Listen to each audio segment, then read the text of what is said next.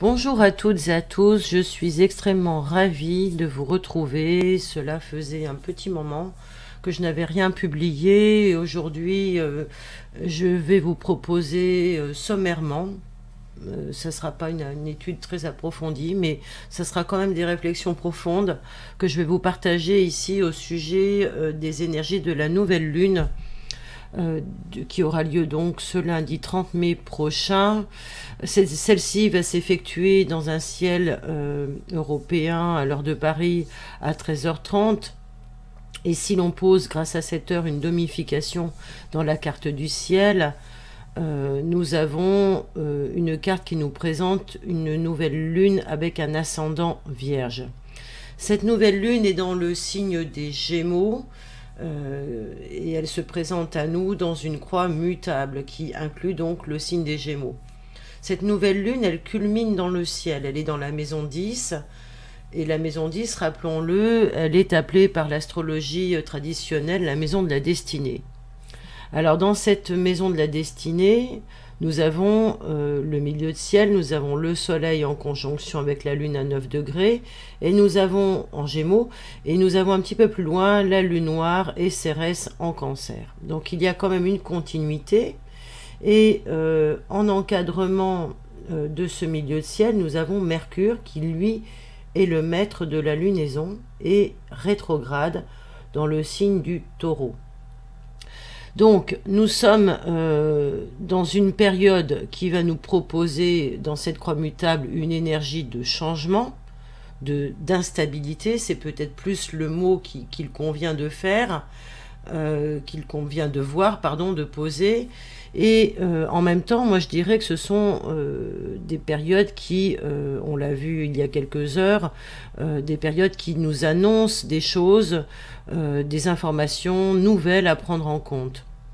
Et ces informations nous amènent à reconsidérer aussi bien au niveau collectif notre vision du monde et notre vision de ce que nous vivons, notre compréhension aussi. Il y a quelque chose qui se passe au niveau de notre compréhension. Nous avons plus d'éléments et plus d'outils pour interpréter, comprendre, traduire, ressentir même les choses qui s'offrent à nous. On n'est plus au tout début, par exemple, d'une crise covidienne. On est déjà un petit peu averti, on est un peu plus éclairé, on est un peu plus éveillé. Et aujourd'hui, on a envie de traduire les choses qui se présentent à nous sous un nouvel angle. Donc, cette période qui nous annonce des événements, cela va être des événements qui vont être annonciateurs de choses à prendre en compte pour le futur. Alors, sur un plan collectif, mais aussi sur un plan individuel, dans un domaine ou un autre de notre vie. Alors, bien sûr que le domaine Gémeaux, qui va être dans votre thème natal, va être concerné, mais pas que. Hein, il y aura d'autres éléments qui vont être concernés. Alors, les natifs du premier décan, voire même du deuxième décan des Gémeaux et du Sagittaire vont être plus concernés par cette nouvelle lune, même si les Sagittaires seront certainement un peu plus contrariés, plus déstabilisés par l'aspect d'opposition de cette lunaison. Les Poissons et les Vierges, les autres signes mutables du zodiaque, vont aussi être affectés par cette nouvelle lune.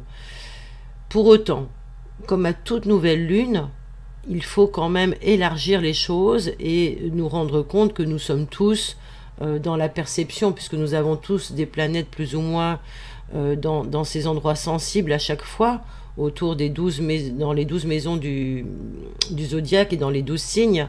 Donc cette perception, elle peut aujourd'hui s'étendre à tous les autres signes cadents, c'est-à-dire le dernier décan du Taureau, le dernier décan du Scorpion et le dernier décan des Lions et des signes des Lions et du Verseau. Tous ces signes-là, ou toutes les personnes qui ont des planètes personnelles à ces endroits, vont être concernés par ces changements ou ces instabilités.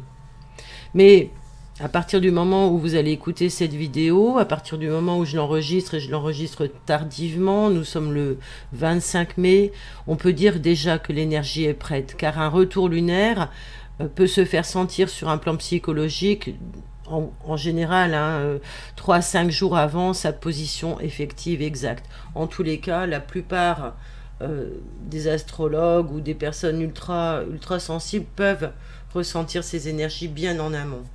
Alors, cela va nous donner le ton pour intégrer ce qu'il nous est demandé d'intégrer et de changer. Mais aussi changer pourquoi? Pour guérir quelque chose de notre personnalité, de notre personne incarnée, on va dire. Cette nouvelle lune, elle est toujours significative d'une énergie qui nous demande de travailler avec elle pour que nous puissions nous modifier, nous transformer.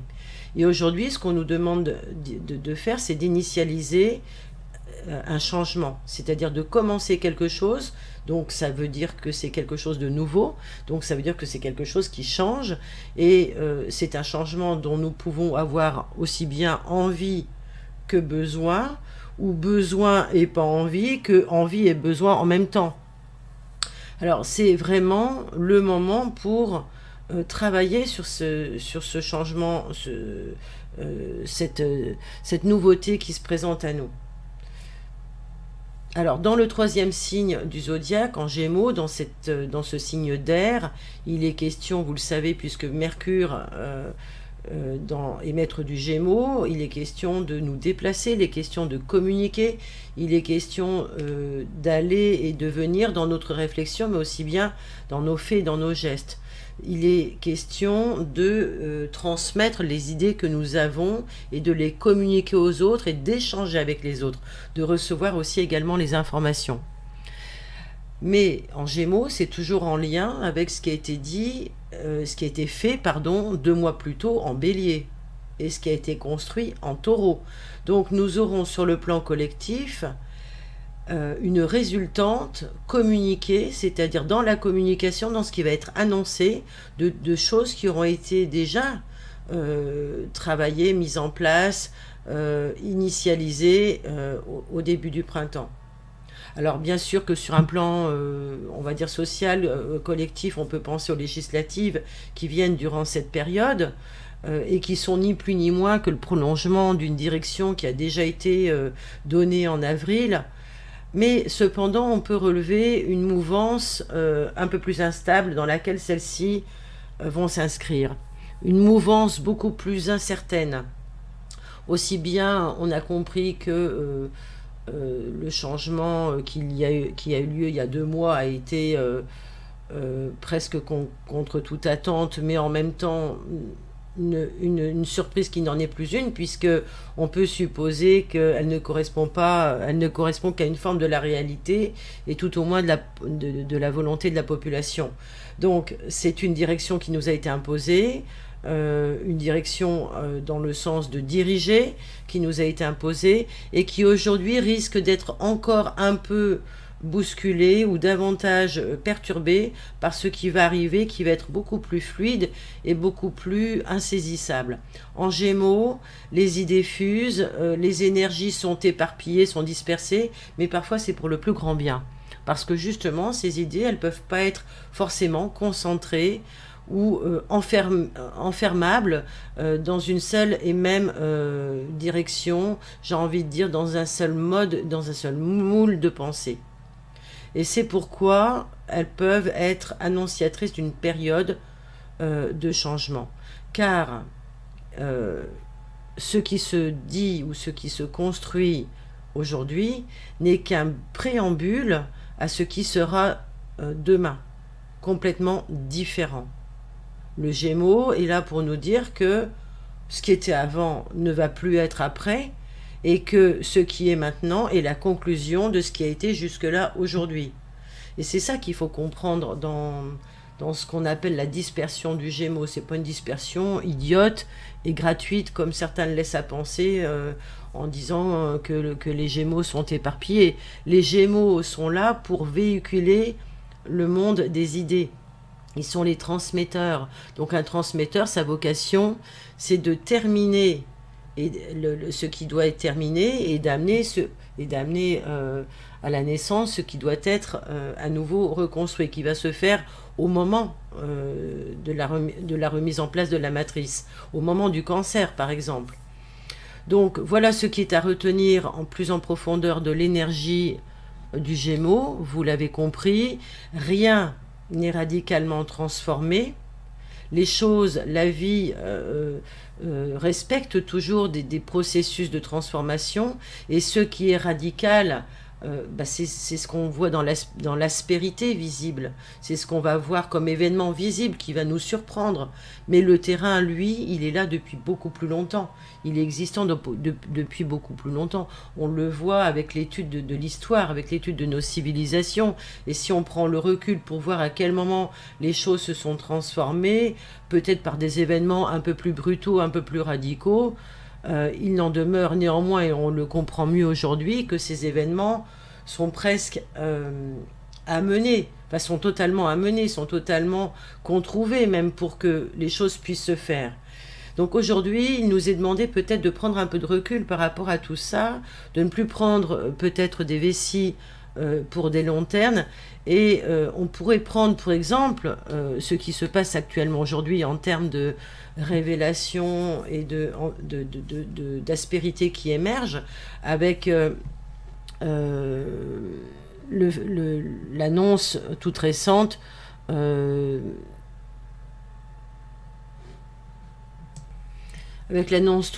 du phénomène Jacques Boutier, hein. Vous avez entendu et lu les informations comme moi. Cet homme vient fendre le ciel d'un coup de tonnerre, mais on sait bien que l'électricité était dans l'air depuis très longtemps. Alors c'est quand même une parenthèse qui est à faire, parce que comme le disait son avocate, hein, en charge de l'affaire, en défense de l'enfance, tous les réseaux de pédocriminalité sont tellement ancrés dans la société des hautes sphères, qu'elles soient politiques et financières, et depuis tellement longtemps que ce qui est tabou, c'est le tabou. Alors le déni dont on essaye de sortir aujourd'hui est encore bien ancré, bien actuel, parce que les gens ont une méconnaissance et ont peur d'affronter la réalité par rapport à ça. Et on l'a vu il y a 20 ans avec l'affaire Dutroux, qui a été très vite enterrée malgré l'immensité de l'horreur et de la ramification de ce réseau qui a touché les plus hautes sphères politiques, mais qui a été étouffé. Alors l'aspérité, dans une histoire comme celle-ci, c'est le mauvais homme qui va être stigmatisé comme un épouvantail qu'on va agiter devant nous. Il va peut-être même être, entre guillemets, sacrifié pour l'occasion, alors que pendant ce temps-là, pendant qu'on fait croire aux gens qu'ils sont protégés, qu'ils sont toujours avec des organes gouvernants qui manœuvrent en toute honnêteté, eh bien on va leur laisser croire que, par exemple, en étant bon avec les gens qui sont dans la souffrance, notamment on pense avec les ressortissants ukrainiens, en les dirigeant volontairement dans des quêtes sociales de ce style, eh bien ça permet d'ignorer qu'il y a quand même, parmi notamment les Ukrainiens, des enfants qui vont se retrouver dans la rue, des sans-papiers, des sans-parents, des sans protection, et donc des personnes vulnérables qui seront sans repère, les prochaines victimes de tous ces réseaux qui les prédatent de façon organisée et depuis très longtemps. Donc c'est un exemple tout à fait idoine de ce que peut représenter l'énergie actuelle. L'émergence et la mise en lumière d'un fait qui va bouleverser l'opinion publique, sur lequel on va quand même avoir une opacité, parce que il y aura quand même toujours une énergie de dissimulation. On le voit avec Neptune en descendant en Poisson, mais c'est quand même quelque chose qui va changer radicalement, progressivement, la vision du monde, la vision que nous avons de nos élites politiques et financières, et qui va fondamentalement changer nos grilles de lecture, nos façons de penser, je l'espère en tous les cas, durablement et définitivement. En même temps, on est conscient aussi que pour que les choses changent, il faut que cela soit avec l'emprise du temps et que cela soit... ça demande du temps pour soulever les aspects sombres, notamment ici d'un nœud sud en Scorpion. Alors bien sûr qu'au niveau individuel, il y a plein de choses qui sont à faire, notamment de nous interroger sur ce que nous faisons en nous, de tous nos bas instincts, de nos instincts les plus obscurs, qu'ils soient d'ordre sexuel, qu'ils soient d'ordre, comment dirais-je, liés au mensonge, liés à tout ce qu'il peut y avoir de plus sombre en nous. Tout cela est relié, bien sûr, à nos mémoires individuelles et collectives.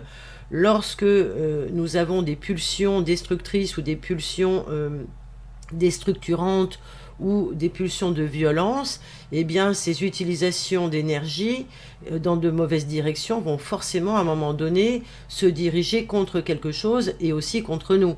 Donc c'est en nous-mêmes que nous pouvons voir comment ça va résonner et comment nous décidons de changer les pulsions que nous pouvons avoir pour aller vers une pacification de nos instincts. Et pour pouvoir mettre des mots de parole de vérité, c'est ce qu'il est demandé avec le nœud nord en taureau, c'est ce qu'il est demandé avec cette lunaison en gémeaux, de faire la paix sur nos émotions, de faire la paix sur nos sentiments et d'être conscient et d'être lucide avec un ascendant vierge pour comprendre la situation qui se présente à nous.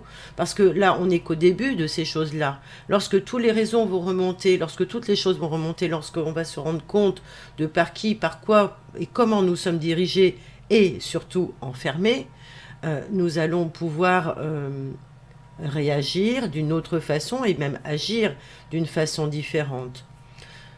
Pour exemple, nous pourrions nous servir de cette lunaison pour travailler sur notre sentiment de puissance personnelle. Un sentiment de puissance personnelle, c'est quelque chose qui se met en place lorsque nous avons en nous une animation qui nous relie à notre pouvoir, à notre capacité à faire les choses. Et dans la matière, c'est notre capacité à posséder, à capacité à œuvrer. Et d'une façon matérielle, c'est-à-dire d'une façon financière ou concrète avec les choses et avec les gens. Donc quand cette puissance personnelle est ressentie de cette façon-là, parce que ce n'est pas la vraie définition, mais c'est une définition, je dirais, matérielle et bassement matérielle, eh bien nous allons avoir un rapport qui va nourrir un sentiment orgueilleux de toute puissance. Et qui va donc amener ou conduire les individus à en vouloir toujours plus et à être peut-être dans l'octroi automatique de faire les choses en toute impunité. C'est-à-dire que la toute-puissance nous amène à agir sans qu'il y ait le moindre scrupule ou la moindre conscience qui nous limite.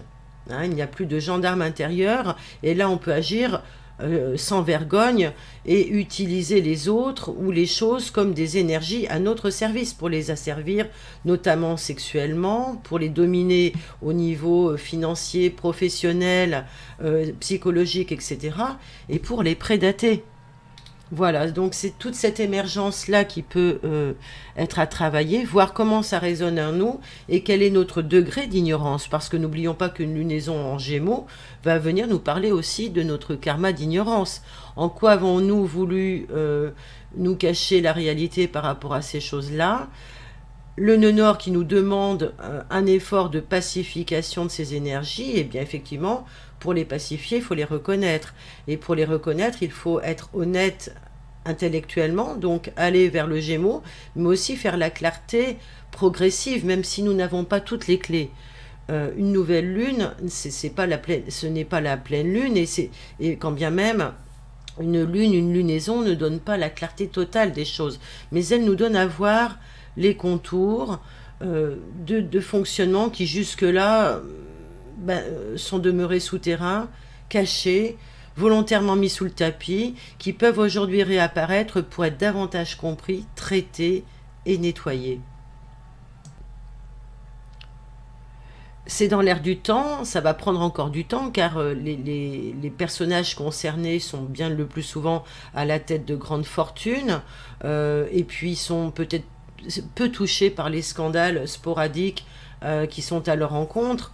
On peut le supposer, nous, en tant que personnes du peuple, mais peut-être que ces personnes-là se fichent complètement des scandales qui peuvent les toucher, puisqu'elles sont surprotégées et qu'elles détiennent toujours le pouvoir de l'argent. Donc elles vont continuer et tenter, tout au moins de le faire, de s'enrichir et de se surprotéger dans une forme consensuelle et demeurer dans leur fonctionnement scatologique, sans pour autant que nous autres contribuables, nous ayons une progression dans notre niveau de vie, ou l'assurance que ces choses-là vont aller vers plus de justice pour revenir par exemple à un prix d'assurance ou d'essence correct.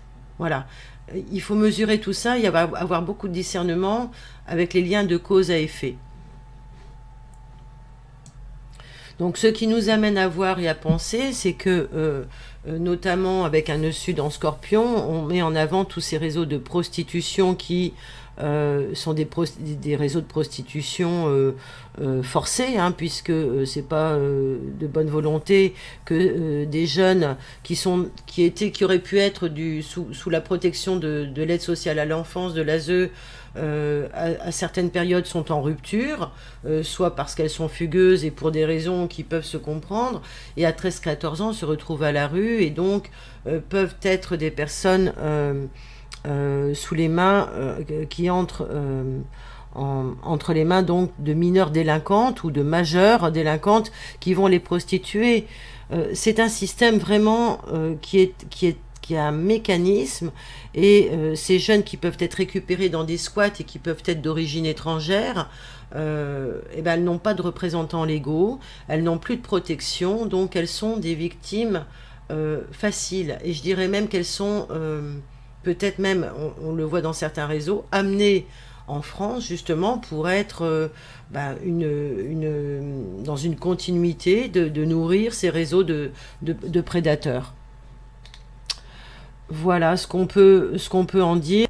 Et pour ajouter par rapport à cet axe des nœuds nord, hein, du nœud sud en Scorpion et du nœud nord en Taureau, là on voit ce qui est extrêmement compliqué, c'est que il y a une prise de possession des personnes, et donc le pouvoir, le sentiment de toute puissance qui est fait sur les personnes, eh bien c'est les personnes prédatées, les victimes sont victimes parce qu'elles sont séquestrées mais sans verrou.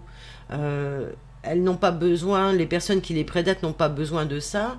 Elles sont dans une pseudo-liberté de mouvement. On leur donne de l'argent, on leur donne de quoi se nourrir, et on les menace physiquement. Il y a des chantages affectifs, on les détruit psychologiquement bien sûr, et physiologiquement, psychiquement. Et puis elles sont le fruit donc de tous ces systèmes de prédation, de tous ces mécanismes. Et pour tenter de s'en sortir, eh bien, il faut qu'il puisse y avoir des scandales comme ça, ou des personnes qui témoignent pour que les choses prennent sens, effacent sens et puissent se dilater. C'est ce qui va être tenté avec cette affaire qui émerge aujourd'hui, mais bon, on n'est pas à l'abri que cela soit entériné. On l'a vu avec l'affaire Dutroux qui elle a tenté en son temps, on l'a vu avec l'affaire Epstein, on l'a vu encore avec d'autres affaires de mœurs qui ont touché nos personnages médiatiques ou politiques. Voilà, ça continue, il y en a de plus en plus, et on est encore dans... on ne veut pas voir que ça existe, c'est encore mis sous le buisson. Mais cette chose-là a toujours existé, ça a été dénoncé par l'historienne qui a relaté cela au niveau historiquement de l'ancienne aide sociale à l'enfance, qui disait que les enfants qui étaient dans la rue étaient récupérés pour ce type de prédation. Voilà, donc je vous invite à vous renseigner sur le sujet pour avoir une information claire. En tous les cas, pour moi, cette carte du ciel et cette nouvelle lune en Gémeaux, eh bien, elle nous indique clairement qu'il y a quand même un changement, une information nouvelle qui va en plus venir nous bouleverser, peut-être dans notre façon de nous mouvoir ou même de communiquer. Bon, il il y a un message fort qui risque de passer quand même. Je pense que c'est pas uniquement les législatives qui vont nous perturber. Alors, on sait que cette annonce va encore être diabolisée par les médias qui sont là finalement que pour diaboliser les informations et faire peur aux gens. Il se peut d'ailleurs qu'ils s'appuient sur cette énergie. Rappelons-le, le signe des Gémeaux est relié en astrologie chinoise au signe du singe. Alors, c'est étonnant qu'on parle aujourd'hui d'une nouvelle pandémie qui serait inhérente à ce qu'on appelle la variole du singe.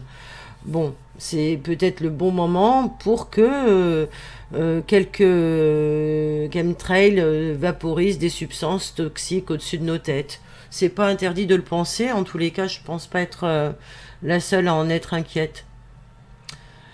Donc cette carte du ciel peut nous présenter ces choses-là. Il y a une croix mutable, donc il y a des changements qui s'annoncent. L'ascendant vierge et Mercure rétrograde, et Mercure est le maître de cette lunaison et en même temps de l'ascendant, nous disent qu'il y a quand même encore des choses sous couvert, hein, qui ne sont pas tout à fait énoncées ou à dire. Elles sont peut-être juste en préparation. Donc moi, je vous invite à avoir la même réserve dans ce que vous devez dire pour faire avancer les choses.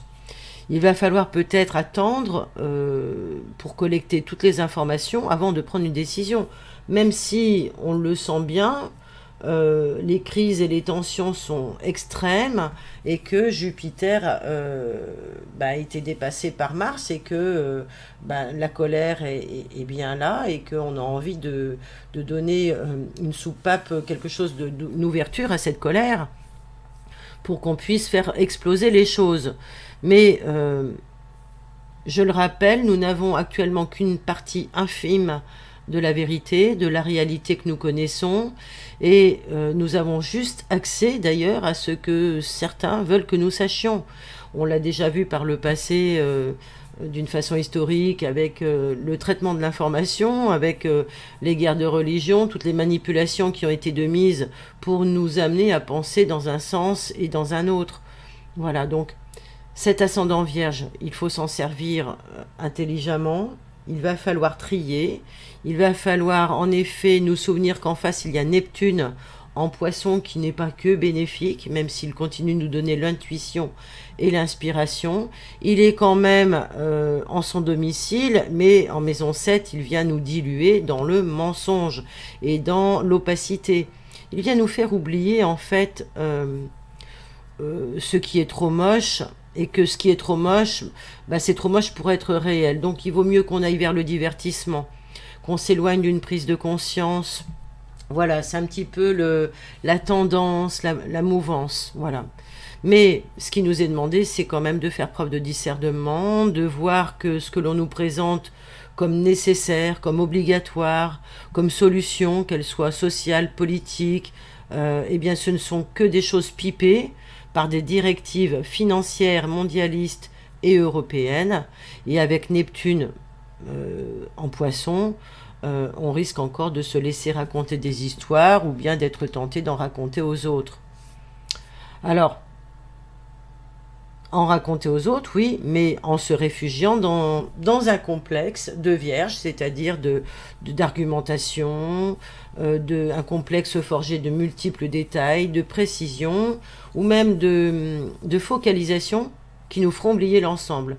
Donc, ma question, c'est est-ce que cette nouvelle lune, là, qui se présente à nous début juin, à la veille des examens, certes, mais à la veille aussi des grandes vacances d'été, est-ce que c'est pas, avec ce gros scandale, quelque chose qui va encore nous faire passer les vessies pour des lanternes tout au long de l'été, et qui va peut-être cacher d'autres choses plus importantes par la suite?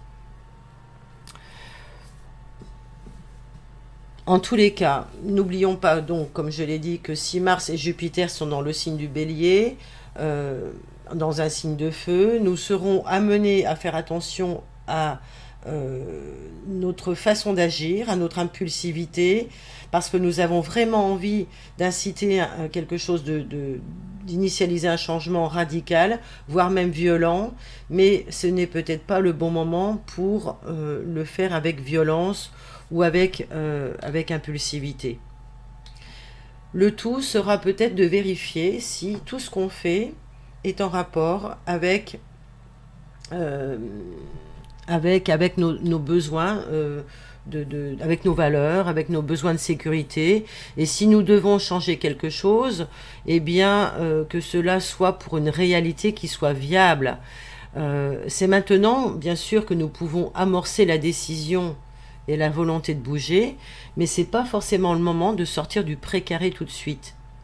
Mais peut-être juste de ressentir le grondement de la colère, mais vraiment le ressentir, le vivre, pour ne plus jamais se laisser enfermer dans un pré, et de voir comment nous allons diriger notre instinct de conservation, qui lui va nous dicter intérieurement et sagement ce qu'il y a à conserver de nous-mêmes, dans le meilleur de nous-mêmes, dans la meilleure version de nous-mêmes, et de voir que ce n'est pas forcément ce qui nous est vendu, ce qui nous est proposé, et que nous sommes assez grands pour le faire nous-mêmes.